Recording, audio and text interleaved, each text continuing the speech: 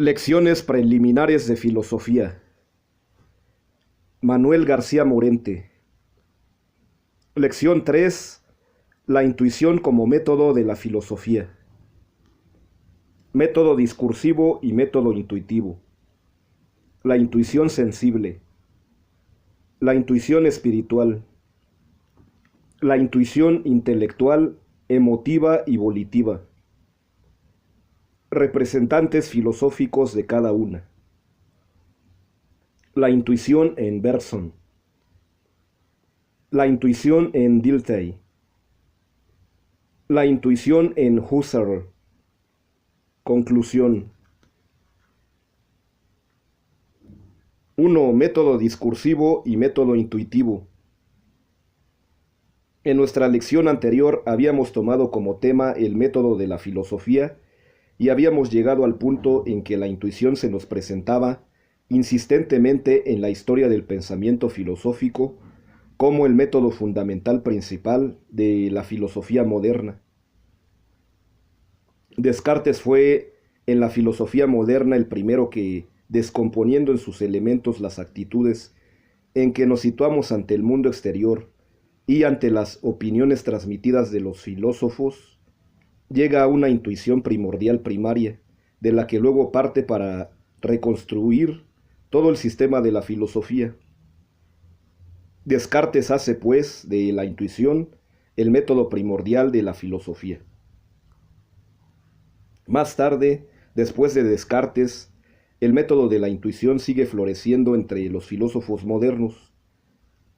Lo emplean principalmente los filósofos idealistas alemanes, Fichte, Schelling, Hegel, Schopenhauer, y en la actualidad el método de la intuición es también generalmente aplicado en las disciplinas filosóficas. Así pues, he pensado que sería conveniente dedicar toda una lección al estudio detenido de lo que es la intuición, de cuáles son sus principales formas, de cómo actualmente en la filosofía del presente las distintas formas de intuición están representadas por diferentes filósofos y distintas escuelas, y sacar luego las conclusiones de este estudio para fijar en líneas generales el uso que nosotros mismos vamos a hacer aquí de la intuición como método filosófico. Lo primero que vamos a preguntar es, ¿qué es la intuición? ¿En qué consiste la intuición? La intuición se nos ofrece en primer término como un medio de llegar al conocimiento de algo y se contrapone al método del conocimiento discursivo. Tenemos pues esta paradoja de métodos opuestos, que son el método discursivo y el método intuitivo. Para comprender bien lo que sea el método intuitivo, conviene, por consiguiente, que lo expongamos en contraposición al método discursivo. Más fácil será comenzar por el método discursivo. Como la palabra discursivo indica, este método tiene que ver con la palabra discurrir y con la palabra discurso. Discurrir y discurso dan la idea, no de un único acto enderezado hacia el objeto, sino de una serie de actos, de una serie de esfuerzos sucesivos para captar la esencia o la realidad del objeto. Discurso, discurrir, conocimiento discursivo es, pues, un conocimiento que llega al término apetecido mediante una serie de esfuerzos sucesivos que consisten en ir fijando, por aproximación sucesiva, unas tesis que luego son contradichas, discutidas por uno consigo mismo, mejoradas, sustituidas por otras nuevas tesis o afirmaciones, y así hasta llegar a abrazar por completo la realidad del objeto y por consiguiente obtener de esta manera el concepto. El método discursivo es, pues, esencialmente un método indirecto. En vez de ir al espíritu recto, al objeto, se pasea, por así decirlo, alrededor del objeto, lo considera y contempla en múltiples puntos de vista. Lo va abrazando cada vez más de cerca, hasta que por fin consigue forjar un concepto que se aplica perfectamente a él. Frente a este método discursivo está el método intuitivo. La intuición consiste exactamente en lo contrario. Consiste en un acto único del espíritu que de pronto súbitamente se lanza sobre el objeto, lo aprende, lo fija, lo determina por una sola visión del alma. Por eso la palabra intuición tiene que ver con la palabra intuir, la cual a su vez en latín significa ver. Intuición vale tanto como visión como contemplación. El carácter más aparente del método de la intuición es el ser directo, mientras que el método discursivo es indirecto. La intuición va directamente al objeto. Por medio de la intuición se obtiene un conocimiento inmediato, mientras que por medio del discurso, del discurrir o razonar, se obtiene un conocimiento mediato al cabo de ciertas operaciones sucesivas. 2. La intuición sensible. ¿Existen en realidad intuiciones? Existen. Y el primer ejemplo y más característico de la intuición es la intuición sensible que todos practicamos a cada instante.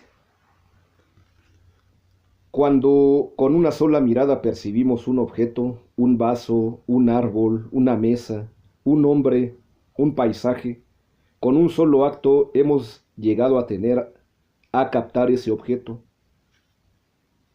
Esta intuición es inmediata. Es una comunicación directa entre mí y el objeto. Por consiguiente, es claro y evidente que existen intuiciones, aunque no fuera más que esta intuición sensible. Pero esta intuición sensible no puede ser la intuición de que se vale el filósofo para hacer su sistema filosófico. Y no puede ser la intuición de que se vale el filósofo por dos razones fundamentales. La primera es que la intuición sensible no se aplica más que a objetos que dan para los sentidos y por consiguiente solo es aplicable y válida para aquellos casos que por medio de las sensaciones nos son inmediatamente dados. En cambio de esto, el filósofo necesita tomar como objeto de su estudio objetos que no se dan inmediatamente en la sensación y en la percepción sensible. Tienen que tomar, por término de su esfuerzo, objetos no sensibles. No puede servirle por consiguiente la intuición sensible. Pero además, hay otra razón que impediría al filósofo usar de la intuición sensible, y es que ésta, en rigor, no nos proporciona conocimiento, porque, como no se dirige más que a un objeto singular, a este que está delante de mí, al que efectivamente está ahí, la intuición sensible tiene el carácter de la individualidad. No es válida más que para ese particular objeto que está delante de mí. En cambio, la filosofía tiene por objeto no lo singular que está ahí delante de mí, sino objetos generales, universales.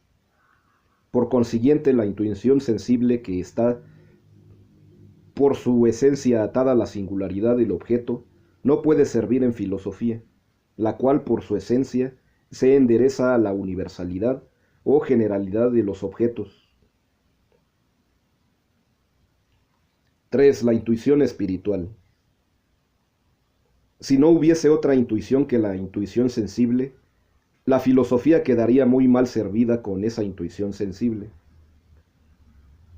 Pero es el caso que hay en nuestra vida psíquica otra intuición además de la intuición sensible.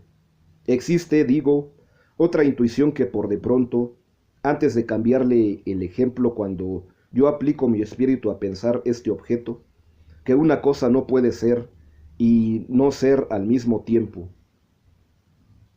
Veo sin necesidad de demostración, pues la demostración es discurso y conocimiento discursivo.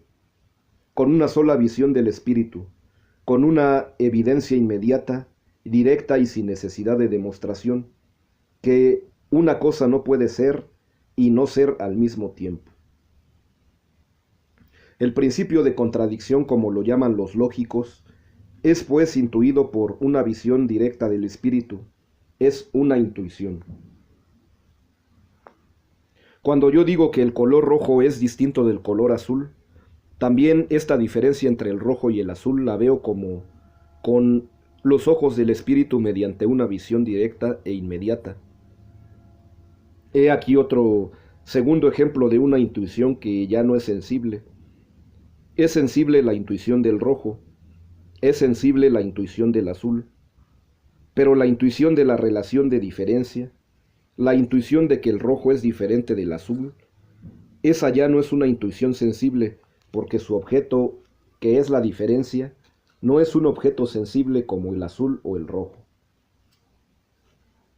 Cuando yo digo que la distancia de 1 metro es menor que la distancia de 2 metros, esta diferencia, esta relación, es el objeto de una intuición y no es un objeto sensible. Por consiguiente, la intuición que estos ejemplos nos descubren no es una intuición sensible. Existe pues una intuición espiritual que se diferencia de la intuición sensible en que su objeto no es objeto sensible. Esta intuición tampoco se hace por medio de los sentidos, sino que se hace por medio del espíritu. Hasta ahora voy hablando del espíritu en general, sin precisar mayormente. Pero ahora es preciso ir depurando, purificando, esclareciendo más esta noción que ya tenemos de la intuición.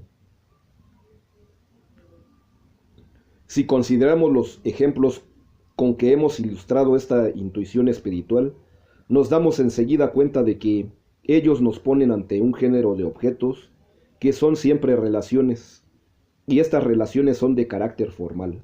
Se refieren a la forma de los objetos, no a su contenido, sino que ese carácter, por decirlo así, exterior, que todos los objetos tienen en común, como la dimensión, el tamaño y demás. Entonces, por medio de la intuición espiritual, en el sentido en que la hemos empleado hasta ahora, percibimos directamente, intuimos directamente formas de los objetos, como el ser mayor o el menor, el ser grande o el ser pequeño con relación a un módulo, el poder ser o no poder ser al mismo tiempo. Pero todas estas son formalidades. La intuición espiritual en los ejemplos que yo he puesto es pues una intuición puramente formal. Si no hubiese otra en la vida del filósofo, mal parado andaría el filósofo. Si no pudiese tener más intuiciones que intuiciones formales, tampoco podría construir su filosofía, porque con puros formalismos no se puede penetrar en la esencia, en la realidad misma de las cosas. Pero así es que el filósofo pretende, más que ningún otro pensador, penetrar hasta el último fondo de la realidad misma de las cosas. Por consiguiente, si no pudiera servirse más que de una intuición que lo obligue a priori a permanecer en lo puramente formal, en las relaciones de pura forma, entonces el filósofo quedaría detenido en su marcha a los pocos pasos. Pero hay en la vida del filósofo otra intuición que no es puramente formal. Hay una intuición que, por contraponerla a la intuición formal, llamaremos intuición real. Hay otra intuición que penetra al fondo mismo de la cosa, que llega a captar su esencia, su existencia, su consistencia.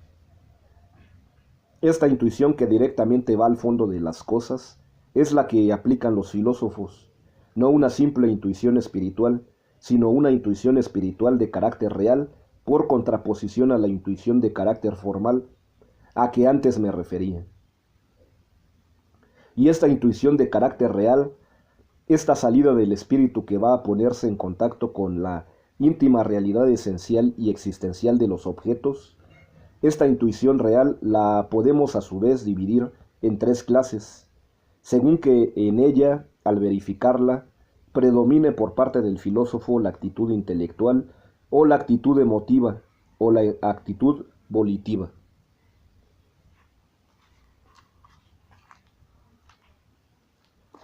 ¡4! La intuición intelectual, emotiva y volitiva. Cuando en la actitud de la intuición del filósofo pone principalmente en juego sus facultades intelectuales, entonces tenemos la intuición intelectual. Esta intuición intelectual tiene en el objeto su correlato exacto. Ya saben ustedes que todo acto del sujeto, todo acto del espíritu en su integridad, se endereza hacia los objetos, y el acto del sujeto tiene entonces siempre su correlato objetivo. El correlato objetivo, cuando la intuición es predominantemente intelectual, consiste en la esencia del objeto. La intuición intelectual es un esfuerzo por captar directamente, mediante un acto directo del espíritu, la esencia, o sea, lo que el objeto es. Pero hay además otra actitud intuitiva del sujeto en donde predominantemente actúan motivos de carácter emocional. Esta segunda especie de intuición que llamamos intuición emotiva tiene también su correlato en el objeto. El correlato, ya la esencia del objeto, no es ya lo que el objeto es, sino el valor del objeto, lo que el objeto vale. ¿A qué se refiere en la intencionalidad, la intuición emotiva? En el primer caso, la intuición nos permite captar el eidos, como dice en griego, la esencia o la consistencia, como suelo yo decir en un lenguaje más propio mío, la consistencia del objeto. En el segundo caso, en cambio, lo que captamos no es lo que el objeto es, sino lo que el objeto vale, es decir, si el objeto es bueno o malo, agradable o desagradable, bello o feo, magnífico o mísero. Todos estos valores que están en el objeto son captados por una intuición predominantemente emotiva. Hay una tercera intuición en donde las motivaciones internas del sujeto que se coloca en esa actitud son predominantemente volitivas. Esta tercera intuición en donde los motivos chocan son derivados de la voluntad, derivados del querer, tienen también su correlato en el objeto. No se refiere ni a la esencia como la intuición intelectual, ni al valor como la intuición emotiva. Refiérese a la existencia, a la realidad existencial del objeto. Por medio de la intuición intelectual, propende el pensador filosófico a desentrañar lo que el objeto es. Por medio de la intuición emotiva, propende a desentrañar lo que el objeto vale, el valor del objeto. Por medio de la intuición volitiva desentraña no lo que es, sino que es, que existe, que está ahí, que es algo distinto de mí. La existencia del ser se descubre al hombre mediante un tipo de intuición predominantemente volitiva.